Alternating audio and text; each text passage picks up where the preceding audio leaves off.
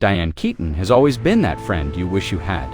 The one who shows up with a big hat, a quirky smile, and a story that makes you laugh even when life's feeling a bit heavy. The actress who turned neurosis into an art form and made wearing men's suits look like the height of cool passed away on October 10, 2025, at her home in Los Angeles. She was 79. Her family says she went peacefully, surrounded by the people she loved most, after a short illness. No big details on what happened, but it's the kind of quiet exit that feels right for Diane. Nothing flashy, just real. Now, as her family plans a farewell that matches her spirit. The world is sharing memories of the woman who gave us Annie Hall's awkward charm, Kay Corleone's steady gaze, and a whole lot of heart.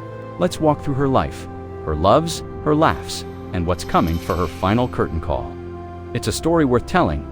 One last time, Diane Hall came into the world on January 5, 1946, right in the middle of sunny Los Angeles. Her dad, Jack, was a civil engineer who kept things practical, building bridges and roads that connected people. Her mom, Dorothy, was the dreamer homemaker with a camera always at the ready, snapping photos and filling the house with ideas. Growing up in Santa Ana, a sleepy suburb, Diane was the kid who climbed trees in her brother's clothes and dreamed of far-off adventures. She was a tomboy with a soft spot for stories, the kind who would put on backyard plays for the neighborhood, kids. High school, at Santa Ana High, was where she first tasted the stage, starring in shows like The Diary of Anne Frank. It lit something in her a spark that said, "This is where I belong." By 1964, she was off to New York, trading California's palm trees for the concrete jungle and the neighborhood playhouse where she studied under the great Sanford Meisner. Those classes taught her to dig deep, to pull truth from the quiet places inside. New York was tough, but Diane thrived in its chaos. Her Broadway debut came in 1968 with Hair, that wild musical about love and freedom. She played Sheila, a free nurse, and, yes she did, the nude scene bold as brass in a time when women weren't supposed to take risks like that. It turned heads, and soon Woody Allen came calling. He cast her in his play, Play It Again, Sam. And from there, it was magic. Woody saw something in Diana, mix of wit and wonder that no one else had bottled quite right. Their first movie together, Play It Again, Sam in 1972, was a hit. But it was Annie Hall in 1977 that changed everything. Diane played Annie, the quirky singer who loves lobster and hates California. Opposite Woody's Alvy, it was like watching a real breakup unfold. Funny, messy, true. She won the Oscar for Best Actress, and the movie took home 4, including Best Picture. Diane's style in it baggy pants, ties, that floppy hat became a blueprint for cool.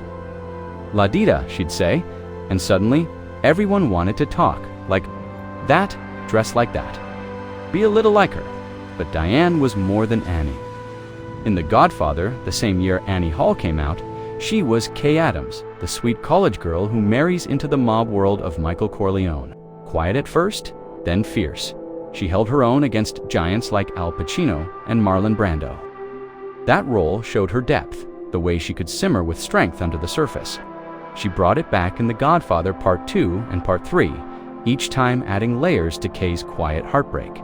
Then there was Looking for Mr. Goodbar in 1977. A dark story about a teacher lost in the city's shadows, scary, raw, and brave.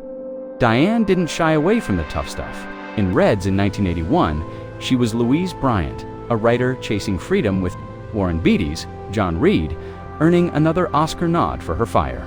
The 1980s gave us lighter joys, like Baby Boom in 1987, where she played a hotshot exec who quits to raise a baby in Vermont, total rom-com gold.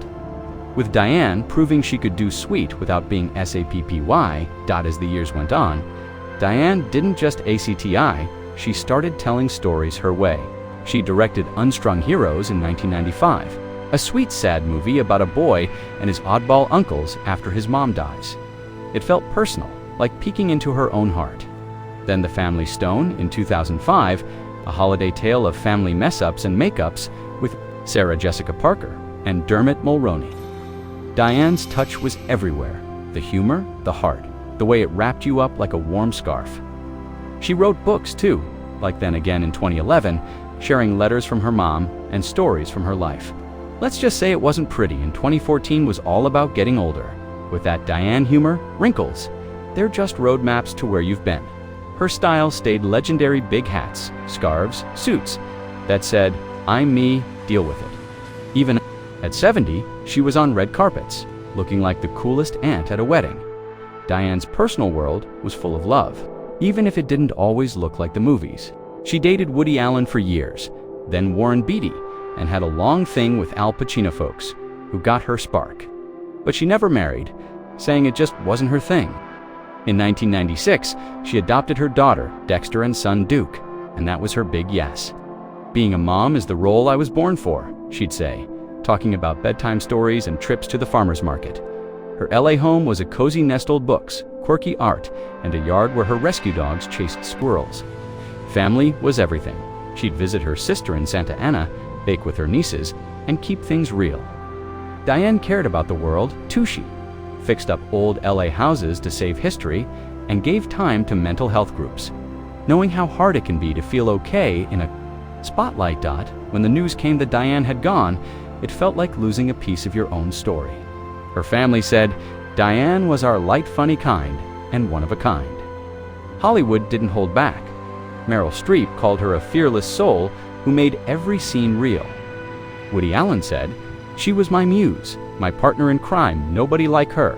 Al Pacino remembered her laugh, the kind that made the whole set lighter. Fans are sharing clips of her saying "La-di-da" in Annie Hall, and hashtag "We Love Diane" is everywhere. With people posting their own hat selfies and stories of how she made them feel seen, the funeral's coming together. In a way that's so Diane simple, sweet, and a little offbeat. It's set for October 17th, 2025, at her Los Angeles home. Just for family and a handful of close friends like Jane Fonda and Al Pacino. Picture it, soft jazz playing, maybe some wine Diane liked hers with ice cubes, and folks swapping funny tales from set. They're asking everyone to wear a hat, big, small, whatever, to honor her style. No big crowds or cameras, just people who knew her best, sharing quiet moments. After that, there's a public get-together on October 25th at the Egyptian Theater. That old Hollywood gem Diane, adored for its movie magic. They'll roll Annie Hall and The Family Stone, with talks from stars like Sarah Jessica Parker about how Diane changed things for women in film. You can watch it live on the Academy's website, and they're hoping folks donate to the Motion Picture and Television Fund, a group Diane backed to help actors and crew when times get tough. There might be a New York nod later, since Broadway was her first love. Diane Keaton's life was like one of her movies, full of ups, downs, and that perfect mix of funny and true. She showed us it's okay to be a little nervous, a little weird, and a whole lot brave. From her tomboy days to her Oscar nights, she lived big and loved deep. As we say our final goodbye, her words stick. "I see blue skies everywhere now, and it's so pretty." Rest easy, Diane. Your hats, your laughs, and your big heart are forever. Thanks for making the world a little brighter.